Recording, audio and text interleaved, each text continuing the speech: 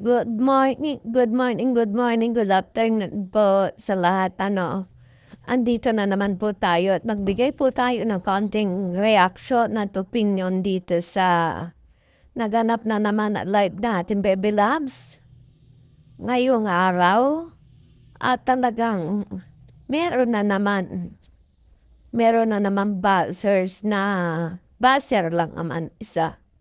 Meron na naman pa epal na naman doon, At talagang sinasabi na puro na lang daw kalibugan.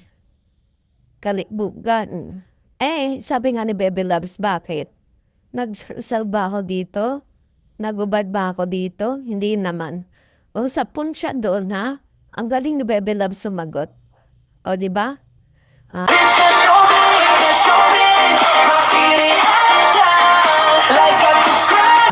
Ayan po. Magandang umaga sa lahat, na mga Krisnatic Official, Team Paploy, Team Alagad.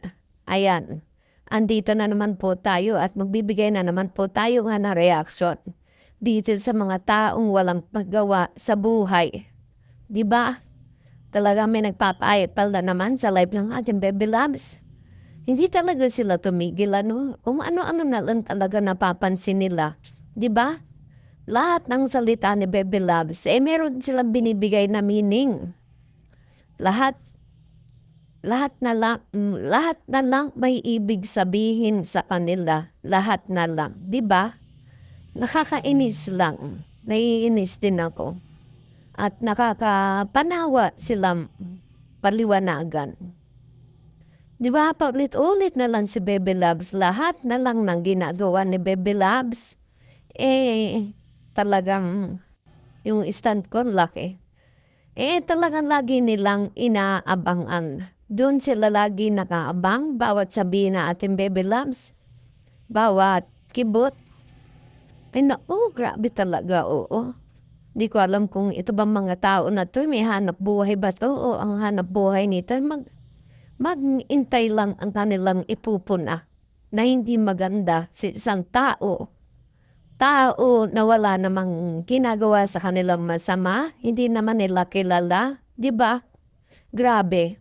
At ito nga, naikwento ni Baby Loves na sabi nga, nagkaroon siya ng problema dun sa kanyang cellphone. Mahirap talaga mag-edit kapag kasi mapapaganda yung edit mo sa CapCut.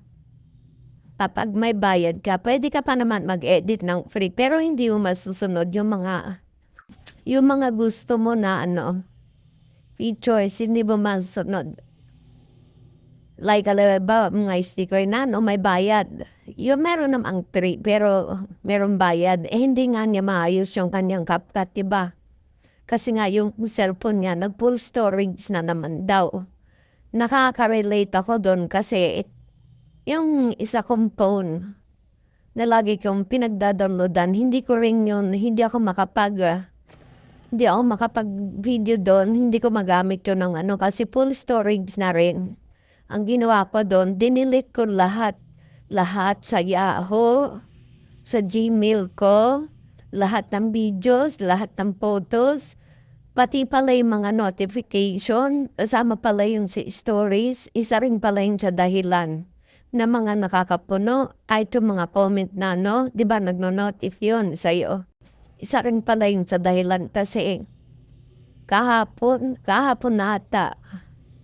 Grabe, ang dami kong dinilit. Grabe. Kasi pag full storage na, ang tagal mo magamit. Tapos, ang tagal mo may upload ka. Tapos, ganito pa. YouTube, ang tagal mag-open. Grabe. Napakabagal niya. Pero kung nalinis mo, kasi nga kahapon nalinis ko, halos na-delete ko lahat. At ngayon, bawat pagkatapos ko, dinidelete ko agad. Mabilis na ulit siya. Ganun ginawa ko, delete ko lahat. Yung kay Baby Loves naman daw, hindi niya ma-delete kasi nga, puno na memory so niya, lalo na nung nandun siya sa PB house. Sa kanya yun, syempre, nalagaan yung memories niya. So, kaya ganun talaga. Kailangan niyang bumili ng ibang cellphone. Sa Apple pala walang memory card, hindi ko rin alam kasi hindi rin wala naman akong Apple, puro Android lang gamit ko. Ayun. Tsaka nakalimutan na daw niya yung Apple ID. Kaya mahirap din yung may gano'n may Apple ID kasi inaalala ko yung anak ko noon, yung iPad niya. Hindi niya na ma-open, nakalimutan din yung Apple ID, ayun. Nagagamit niya sa internet pero yung sa Safari, dun lang siya nakakagamit. Kasi hindi niya na ma-open yung lahat ng gano'n. Sabi nga niya ang dami niyang mga, katulad no'n 'di ba, pumunta siya ng Damilag, nakapag-upload siya nung umakyat ng Santol, meron pang isa pero nawala na din na ata. Grabe talaga, mahirap talaga kapagka ganyan. Nakakainit ng ulo. Kaya nakaka-relate ako kay Bebe Loves. Gano'n talaga 'pag full storage ka na. Kasi ganyan din ako yung nakapag-ano ako, sabi ko, bakit wala, nais ko na naman. Yung pala full storage na.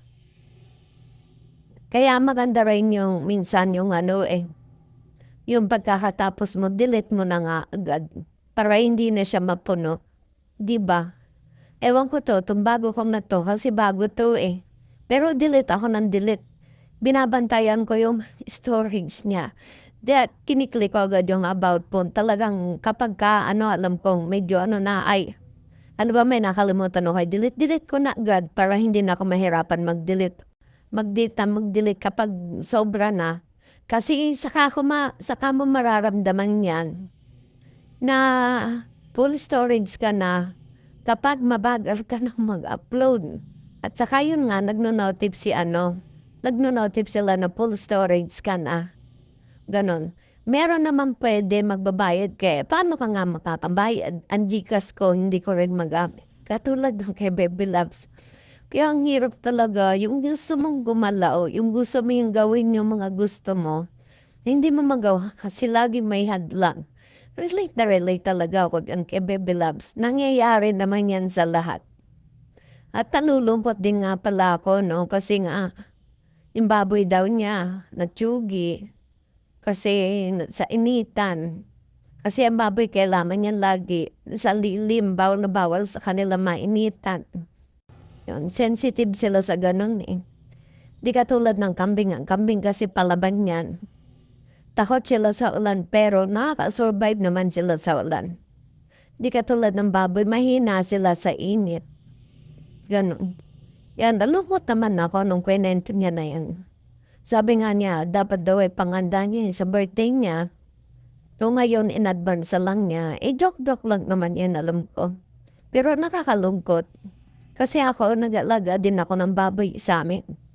Malaking baboy pa, tineran daw sa amin. Ganun. Kaya lahat ng niya, lahat ng mga updates niya, talagang relate na relate ako. Kaya lagi talagang hindi ako nagsisi na ubaybayan ko siya, sinuportahan ko siya kasi nga lahat ng experience niya napagdaanan ko na. Dun nga lang, yun nga, humanga ako sa kanya dahil sa yung paninindigan niya at isip niya na suportahan ng magulang na hindi ko nagawa. Yun lang, yun ang aming pagkakaiba sa experience. At sana nga nakaka-excite na tayo lahat. Excited na tayo na makita kung anong kalalabasan ng farmhouse ni Bebe Loves. Pero nakikita naman natin ngayon na super ganda. Ang ganda niyan talaga. Natutuwa ako. Tuwan-tuwa talaga ako. Lalo na nung, diba, may ilaw. Yung sa, sa cover niya, sa whiting niya, na maraming ilaw. Ay, tuwan-tuwa ako. Ang ganda talagang tingnan. Ang saya.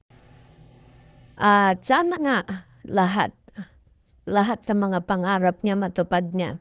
At sana rin na, kanina napanood ko kasi replay lang ako kasi nga puyaters na naman ako.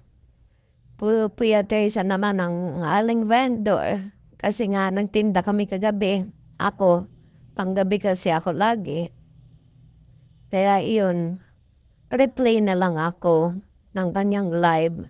At mukha namang meron yata ano, si Ma'am Arjobs ba yun? Kung hindi ako nagkakamali Yun. Kaya sana nga maayos niya na yung CapCut niya. At sabi nga niya hindi daw niya i-delete yung mga old memories niya. Well, sa kanya yun. Ay ko sa akin, ang bilis ko lahat delete, delete, delete, delete. Pero siya siyempre, andun yung mga masasayang moments na-experience niya. Kaya hindi niya i-delete. So, pagbigyan na lang natin at sana maka makaano na siya ng ibang phone. Kayang-kaya naman yun. Kung halimbawa na, no, kayang-kaya yun. Sobra pa, di ba? Nakaya nga niya yung bahay, cellphone pa. Di ba? Nakaya niyang buzzers. Kanina, supalpal talagang buzzers. O lahat ng sinabi ni Bebe Loves, tumpak dun sa buzzers. Talagang, kumbaga sa pag ikaw mambabas kay Bebe Loves, ihanda mo yung puso mo at damdamin mo kasi lahat na sabihin niya, talaga supalpal ka agad. Diba? Ganyan si Bebe Loves. Prantahan sabihin sa'yo, supalpal ka agad. Kaya, sige, umentra ka pa pag nag-live si Bebe Loves, kawawa ka pag nasupalpal ka.